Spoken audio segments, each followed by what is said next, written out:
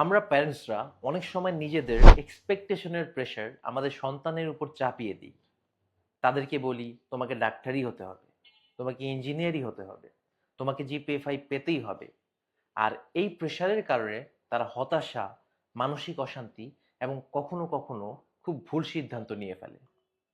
আমরা বাবা মা যদি সন্তানের সফলতাই চাই, তাহলে তাদেরকে নিজেদের এক্সপেকটেশনের প্রেশার না দিয়ে আমাদের দুইটা বিষয়ে খেয়াল রাখা উচিত। প্রথম বিষয়টি হচ্ছে সন্তানকে মানুষের মতো মানুষ হিসেবে গড়ে তোলা এবং তাকে ধর্মীয় মূল্যবোধের চর্চা করানো। আপনি যদি আপনার সন্তানকে মানুষের মতো মানুষ হিসেবে গড়ে তুলতে পারেন, সে অটোমেটিক্যালি নিজে নিজেই দায়িত্ব নেওয়া শিখে যাবে। সে অ্যাক্টিভলি বিভিন্ন কাজ করতে পারবে। আপনাকে আর বাড়তি প্রেশার নেওয়া লাগবে না। আর সেকেন্ড যে জিনিসটা আপনাকে ফোকাস করা উচিত, এক্সপেকটেশনের প্রেশার তার উপর না দিয়ে, সেটা হচ্ছে তাকে গাইড করা, তার অ্যাডভাইজার হওয়া।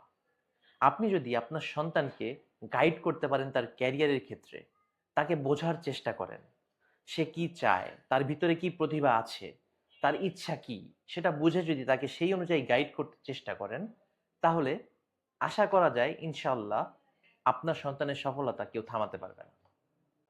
আপনাদের কাছে আমার একটাই রিকোয়েস্ট, প্যারেন্টসদের কাছে, আপনারা নিজেদের এক্সপেকটেশনের প্রেশার সন্তানের উপর চাপিয়ে দিবেন না।